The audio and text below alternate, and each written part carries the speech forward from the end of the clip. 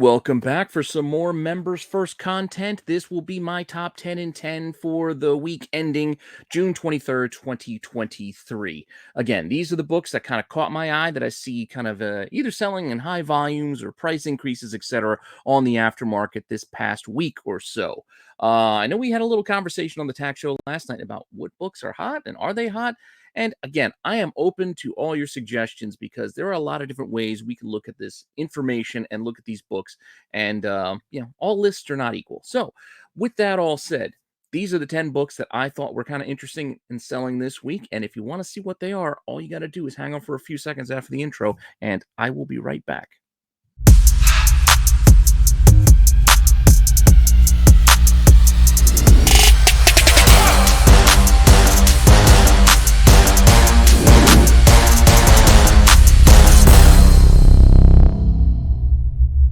Okay, so let's get ready for our top 10 in 10. Let me grab my timer and we will run these books down in 10 minutes or less, starting now. Okay, so as we normally do, we're just going to do it a follow up. You guys know by now, I don't rank these 1 through 10. I just kind of go through 10 books and lay them out as it makes sense to me. And starting off is the follow ups. So this is going to be a follow up to the Wednesday watch list, going over the new release books this week and tell you if any of the books that came out this past Wednesday are actually moving and increasing in prices and values, because a lot of times pre-sales will not equate to actual sales once they hit those shelves, as we've seen and discussed again on our show last night on the tax show as examples. But this week I did notice this Godzilla book, this 1 in 10. I told you I ordered one because I liked it. I thought it was really cool. I love the design. I love the water here. Like, just the line work is great. And when I was looking at this before Wednesday, this thing was selling for about, ratio around $10 to $15, which is not too bad, just slightly above ratio there. But after Wednesday, it started to eke up, be closer to $20. Now, that's not a huge increase or anything like that, and double ratio is not that big a deal, but really, for this week, it is, because not a lot of things are selling this week, of the new books at least. Like, all those 1 in 50s are all well under ratio. A lot of the things that came out this week are just not, selling all that, that well, or, they're just kind of moving for what they normally move for. Hey, and that's fine. Not every week's going to have hot books piled on top of hot books. That's just not the nature of things. But this was one I thought worth noting because it was showing an increase as the week went on. And even if it's only slight, it's a slight increase, but an increase nonetheless. And it's still above that ratio price. Much like this book. I don't care for these 1 in 25-second prints. Gone over it and over it many, many times. But hey, they're here, and they are things that are worth noting, because going into this week, it's pretty much the same sales I was talking about going in on Monday with the Wednesday watch list that we're looking at. $40, $45, $60 pre-sales. And these were from back in May. Like, nothing was selling right before release day. At the time of when I did my watch list, there was only one copy listed, and they wanted $200.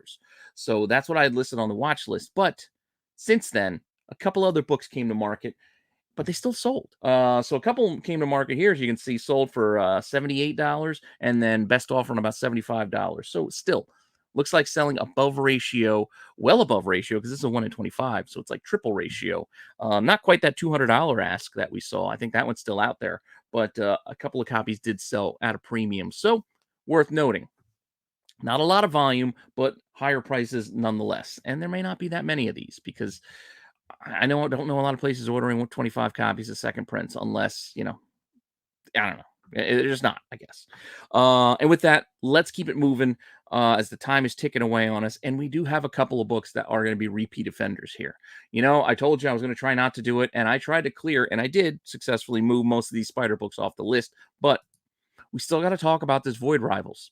This Void Rivals number 1 in 100, had 30 plus sales. There was over 30 sales the last week.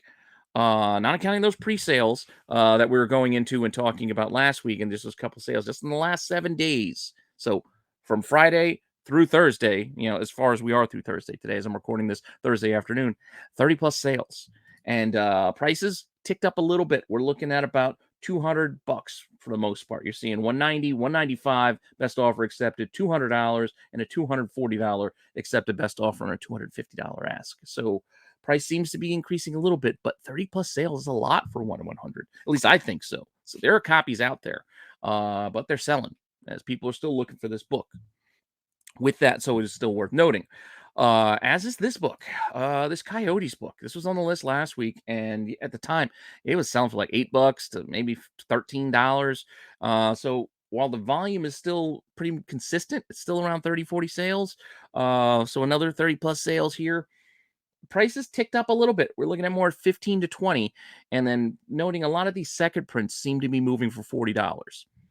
I get it. Second print's harder to find, but it is still a reprint. I don't know.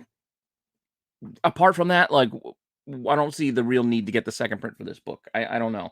But hey, people are paying that premium for it. So, God bless them. But 15 to 20 is where the baseline now looks like it's going to be for this book based on the option news here. And $40 for that second print seems to be about the average as well. Now, we mentioned this a little bit yesterday on the tax show, but with Edge of Spider-Verse 3 now telling us so much of the backstory, we just know Spider-Boy's name. His name is Bailey Briggs, which caused everybody to go and do their Google searches and check out Marvel. And hey, Marvel had a Bailey Briggs before. He first appeared here in She-Hulk #3. So it's got to be the same one, right? No. The Bailey Briggs in this is an old man who actually dies and comes back as a ghost. So it's not this 10-year-old little redheaded boy. They just seem to happen to have the same name, much like that Madeline Pryor situation we had a while back, where it was like there was a character named Madeline Pryor, and then I forget who it was. The writer just liked the name, said, "I'm using that again." So I think that's all it is. Just reuse name. They're not the same person. Nonetheless, this sold more than 30 copies this past week, and they sold for about 35 30 best offer on 35 $25. So 25 to $35 for this. Well, it's a pretty nice, She-Hulk book, and these books did heat up back when She-Hulk was coming out, especially this run. But this is not the same character. So I think a lot of people are misusing and misplacing their money and investing in something that isn't correct.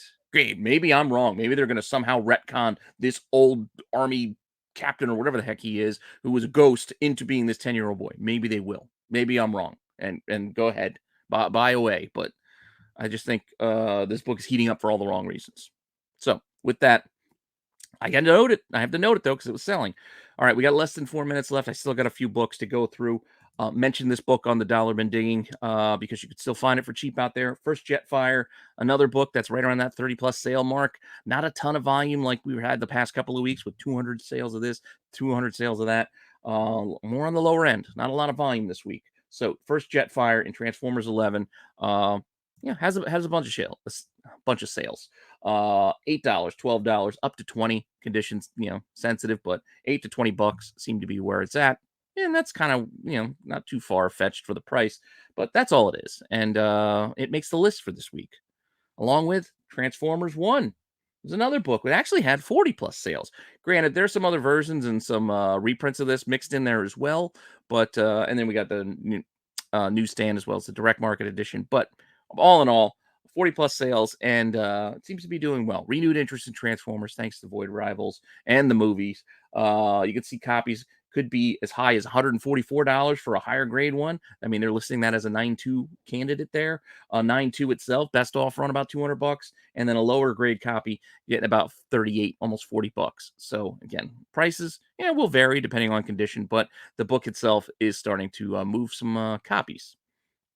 Still moving copies, and the one repeat Spider book I brought back is Amazing Spider-Man 10 with another 50 plus sales because of Spider-Punk. So the first appearance of Spider-Punk, I know a lot of people are buying into Spider-Punk still because they like the character. I enjoyed him in the movie as well, and maybe he gets a spinoff, but we'll see.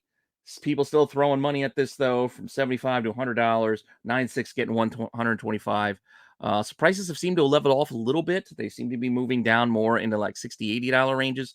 And as far as the volume goes, again, you saw 50 plus sales. It's a little bit less than last week, but it's still moving.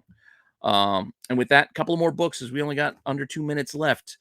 With Transformers, G.I. Joe is also moving once again. Granted, not in super high volumes, but what I noted about G.I. Joe this week is that over the last week or so, 9.8s, high grade graded copies have rebounded a bit. Granted, this reached a high of over $2,000 back during COVID. We're not there yet, but you can see this week We had a copy sell for $900, best offer on $1,500, $750, and you can see 717. Look how the prices kind of started to increase, going up to that $900, 780 back on June 13th, and $600 on June 8th. So you can see it's trending up in that direction. So that's why I wanted to talk about GI Joe this week, at least in the 9.8. So those high grade copies are on the upswing. So something to watch.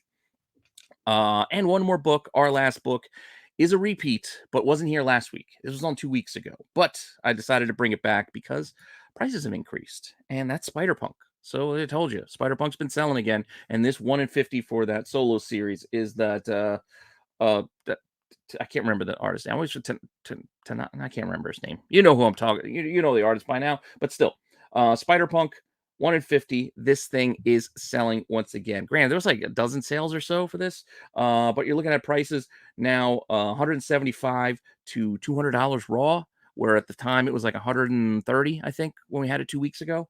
And 9.8s are now 325 to $350. So definitely seeing an increase in prices, if not volume, on this particular book. So it was worth bringing back onto the list. And with that, we are done. I had a second to spare. And with that, thank you, everyone. Thank you, all you members, for your support. Thank you to everybody else who watches and hopefully subscribes to the channel. I do appreciate you all, and hopefully you enjoyed this series. And let me know what you think in the comment section down below. Did I miss anything? Are there books that we should be looking at that I didn't bring up? Hey, I'm not perfect. This is just things that caught my eye. So you let me know in the comments down below if there's stuff we all need to be aware of, because this is a community after all. So let's share our information amongst each other. And with that said, I will see you all later with some more content. All right.